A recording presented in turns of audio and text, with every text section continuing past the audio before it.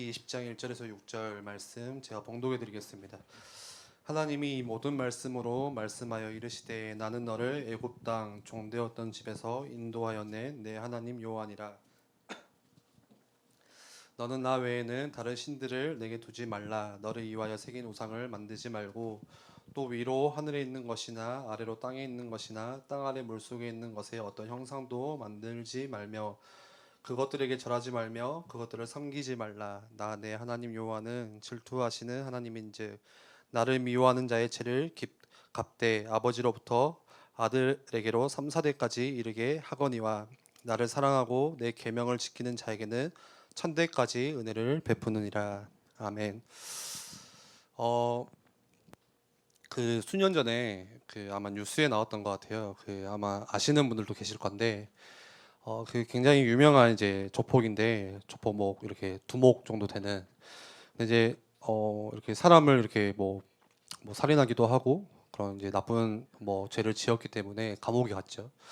근데 감옥에서 이제 예배를 드리다가 이제 하나님을 만나게 됩니다. 그래서 그 두 조폭 이제 한 명이 아니라 제가 본 사람이 두 명이었거든요. 근데 그 두 명이 이제 회개하고 이제 하나님을 만나고 예수님을 믿었다는 그런 소식이 굉장히 한때 그런 이슈가 있었어요. 그래서 여러 가지 이야기들이 있었어요. 그에 관해서도 그 견해 여러 가지 견해들이 있었고, 그래서 그때 당시 이제 복음을 전했던 사람이 그런 인터뷰를 하기를 이제 성령이 그 자리에 임하니까 이제 두목이 막 아주 막 구르면서 땅바닥에 뒹굴뒹굴 구르면서 울면서 정말 기도하고 또 하나님을 찬양하고 또 예배하는. 그래서 나중에 이제 그런 인터뷰도 했어요. 나가서는 나처럼 힘든 사람도 이렇게 이제 도와주고 정말 전도하면서 살겠다고 그렇게 했죠. 근데 이제 그렇게 한 뒤에 이제 출소를 하고 얼마 안 돼서 어떻게 됐냐? 또 다시 죄를 짓고 또 이렇게 범죄해서 이제 감옥에 가는 일이 있었거든요. 참 그런 것 같아요. 이거에 대해서 어떻게 해석을 해야 될지. 그런데 이제 그런 영화도 있잖아요. 혹시 밀양이라는 영화 맞나요? 이제 전도연이죠. 장도연이 아니 전도연이죠. 전도연. 장도연은 개그맨이죠. 전도연은 나온 영화가 그런 영화잖아요. 그게 사실 이제 어떤 사람은 기독교를 이렇게 비난하는 영화다. 어떤 사람도 정말 기독교적인 영화다. 이런 이야기들이 있는데 딱 그런 이야기잖아요. 죄를 지었는데 예수님을 만나고 회개하니까 그 죄가 없어지더라. 네, 그 이야기거든요. 어떻게 생각하세요? 왜 분명히 회개하고 회심하고 영접하고 구원받았는데 또 그런 죄를 짓게 되고, 이유가 무엇일까요? 그게 가짜 구원이냐, 가짜 믿음이냐? 그건 아닌 것 같아요. 그거는 하나님께서 하시는 거고, 구원을 받았음에도 우리 육신에 아주 연약한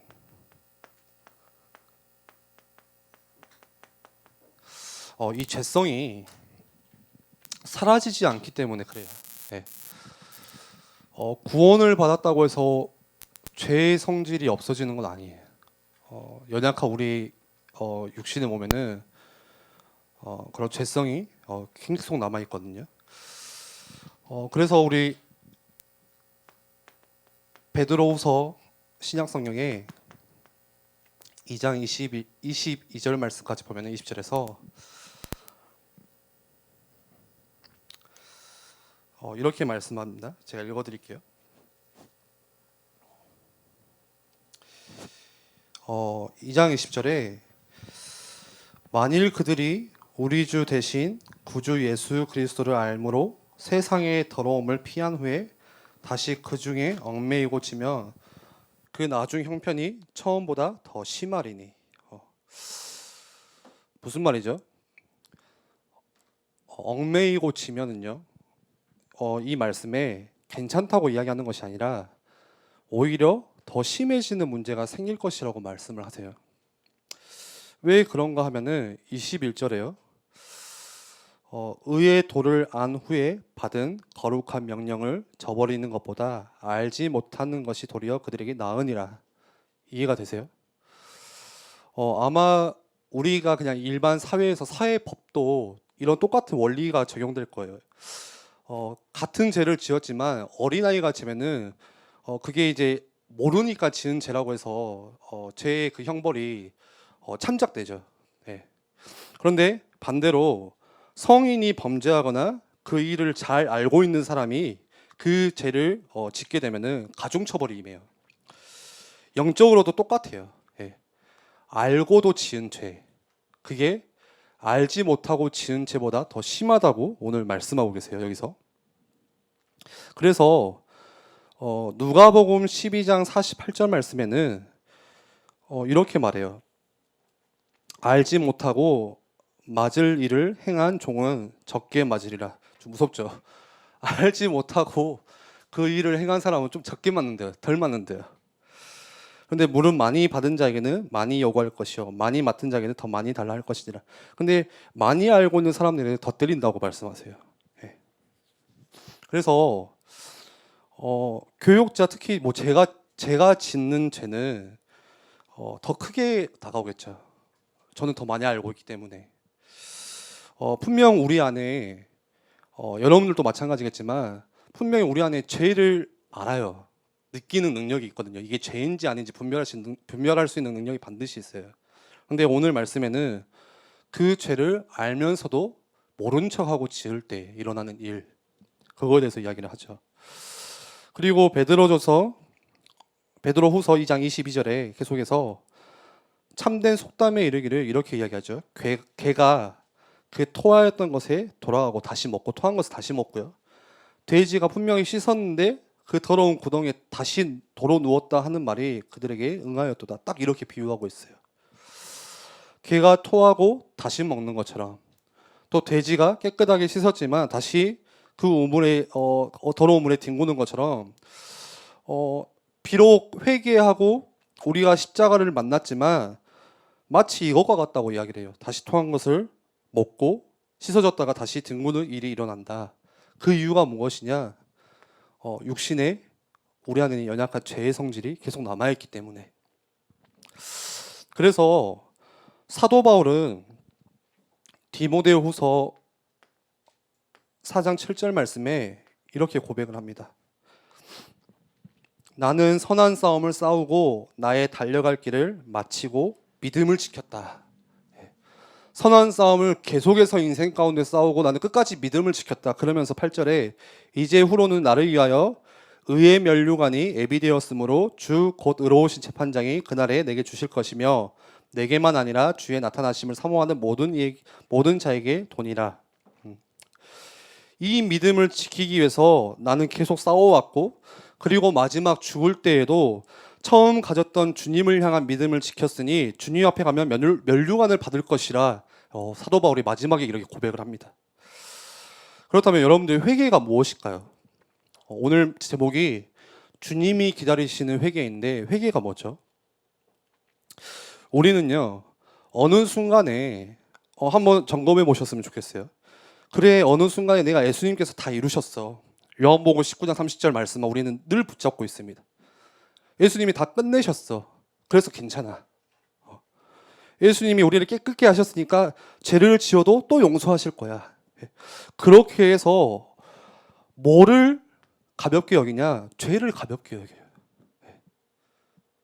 어떻게 생각하세요?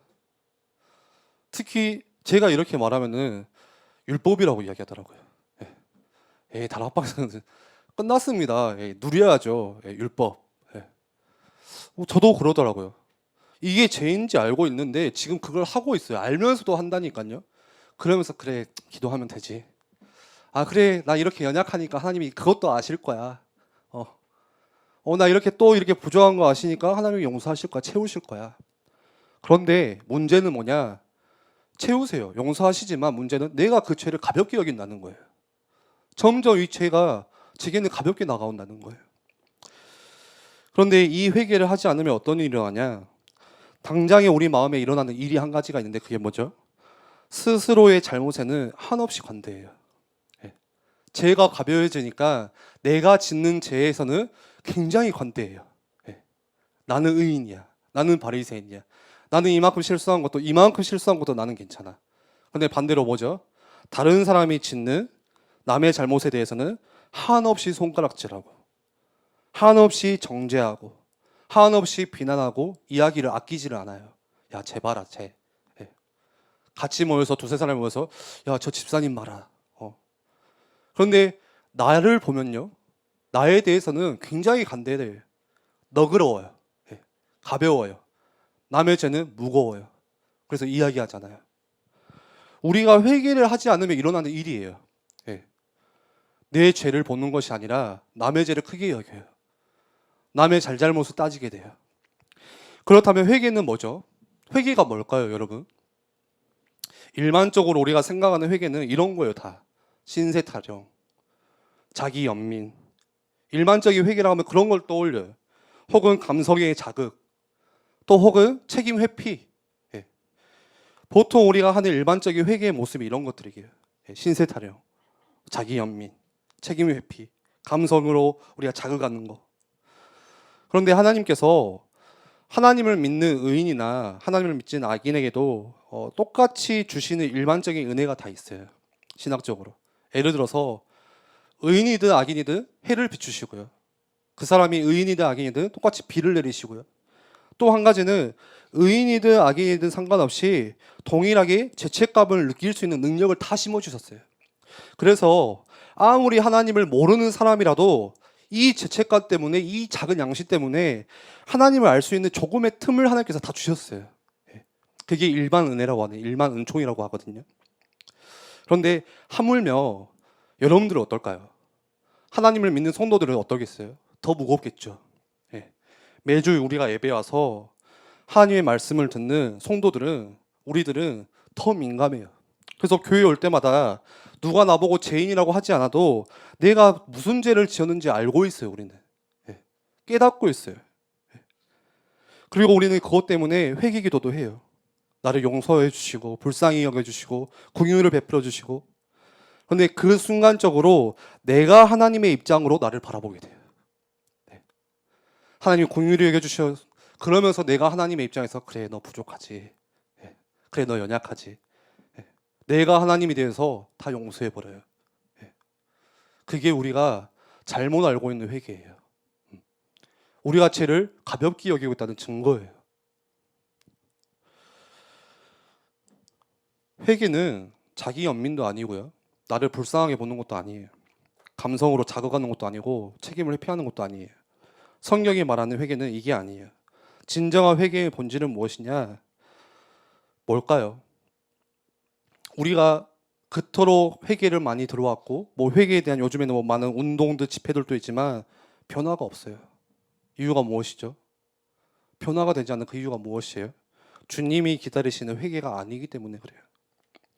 그렇다면 주님이 기다리시는 회개는 무엇이죠? 여러분들, 회개가 무엇인지 알기 위해서는 뭐를 먼저 알아야 되냐? 죄가 무엇인지를 먼저 알아야 돼요. 회개의 본질을 알기 위해서는 그 먼저 죄의 본질에 대해서 바로 정리가 돼 있어야 돼요. 살인하는 거, 도적질하는 거, 우리가 간음하는 거, 그건 죄가 아니에요. 그거 뭐냐? 죄의 결과예요. 죄의 결과. 종교개혁자 마틴 루터가, 그 루터가 쓴 주석에 이렇게 나와 있어요. 10계명의 제일 첫 번째 계명이 뭐죠? 주 여호와 하나님 외에는 다른 신을 섬기지 말라, 두지 말라. 그게 첫 번째 계명이죠. 이것을 첫 번째 계명으로 주신 이유가 있다. 주석에 이렇게 쓰여 있어. 뭐냐? 그것만 지켜지면 나머지 9가지는 다 지켜지기 때문이다. 무슨 말이에요? 내가 진짜 하나님 한 분만으로 만족할 수 있고요, 내가 하나님 한 분만으로 행복할 수 있고, 하나님의 음성으로 오늘도 내가 충분할 수 있고, 하나님이 나를 알아주시는 그것만으로 나는 행복할 수 있다면은, 그렇다면 그 사람은 살인할 필요도 없어요. 그 사람은요, 도둑질할 이유도 없고요, 그 사람은 탐욕할 수 있는 이유도 없어요. 첫 번째 계명만 지켜지면 뭐라고요? 나 이외에 다른 신을 섬기지 않는, 우상을 섬기지 않는 그 계명만 지켜진다면 나머지 9가지는 지켜지게 되어 있다는 거예요. 근데 반대로요. 내가 이 첫 번째를 못 지키면요. 아무리 노력해도 9가지를 지켜낼 수가 없어요. 절대 그럴 수가 없어요. 이렇듯 죄의 본질은 무엇이냐? 다른 신을 섬기는 거. 예, 우리 지난주에도 질투하시는 말씀을 주셨죠. 죄의 본질은 내가 하나님으로부터 벗어나는 이탈하는 거예요. 그게 죄의 본질이에요. 죄의 본질은요. 내가 가늠하고 뭐 생각하는 것만으로도 죄라고 하지만 진짜 죄의 본질은 하나님으로부터 내가 멀어지는 거예요. 멀리 가는 거예요. 이탈하는 게 진짜 죄예요. 하나님께로부터 이탈했기 때문에 그렇기 때문에 살인하고요. 하나님께로부터 내가 멀어지고 있기 때문에 그렇기 때문에 간음하고요. 멀어지고 있기 때문에 그렇기 때문에 내 안에 자꾸 그런 욕심과 탐욕들이 이렇게 일어나고요.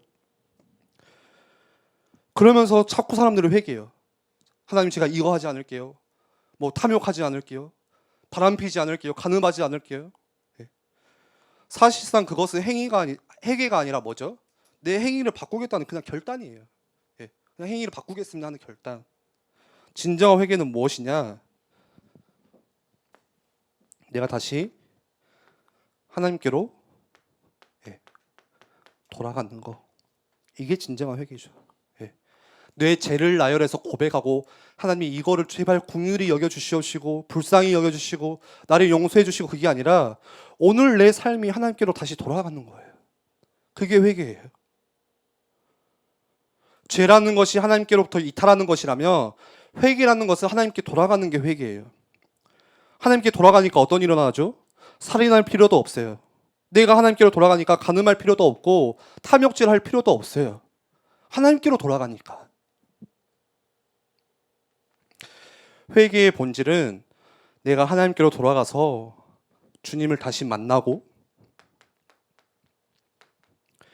내가 하나님께로 돌아가서 주님과 다시 연합한 것.